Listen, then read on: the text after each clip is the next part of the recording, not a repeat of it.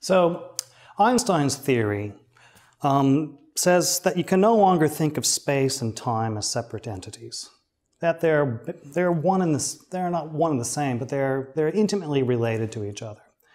And you have to think of space as not an empty room where something happens. Space itself has properties, and the presence of matter can alter the properties of space.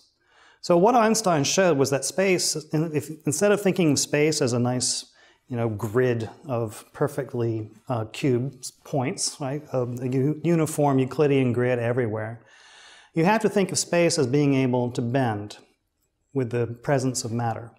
His theory of gravity was a geometrical theory of gravity. It wasn't based on force. The idea is this: you have mass in space.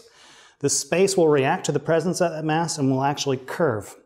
So now light traveling through that curved space must follow a curved path because the space itself is curved.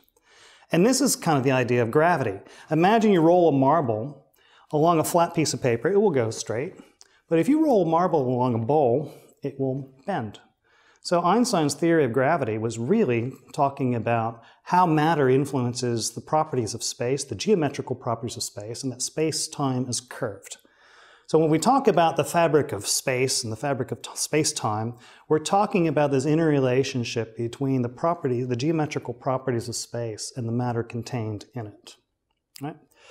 Now, early on in the universe, if you look at Einstein's equations, it predicts that the universe is not static, that it is in fact expanding or contracting. We have good evidence that the universe is expanding, but there is some tantalizing evidence that that expansion rate changed with time.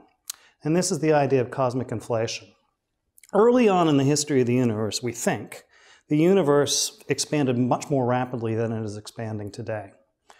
One of the reasons we think that is that space is nearly flat on average over the whole universe. It is like a piece of paper on average, not near massive objects, but on average, if you average over all of space and time, it's flat. One way to do that is to expand rapidly so that all the bumps and lumps and wiggles in the space were just smoothed out like an iron. And so this idea of inflation was back, the 80s or 90s was this idea that first came out, and explains why the universe is so smooth, and it explains why that piece of the universe looks the same as that piece of the universe, even if they haven't had a chance to talk to each other yet. Now, we do see some evidence for this in the distant supernova in space. So supernova are exploding stars. We can see them, they're extraordinarily bright, they explode, and they're extraordinarily luminous. They're about the same luminosity as a whole galaxy, 100 billion stars all at once in seconds.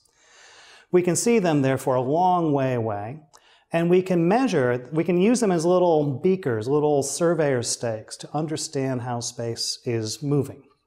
We can determine their distance by measuring how bright they are. The further away they are, the dimmer they'll get. And then we can measure their redshift, which tells you how much space is stretching. And we find that using that evidence, space seems to be expanding faster and faster and faster and faster. So instead of coasting or coasting to a halt, it's actually accelerating. This is the famous dark energy, and this is what won the Nobel Prize for Brian Schmidt and his colleagues.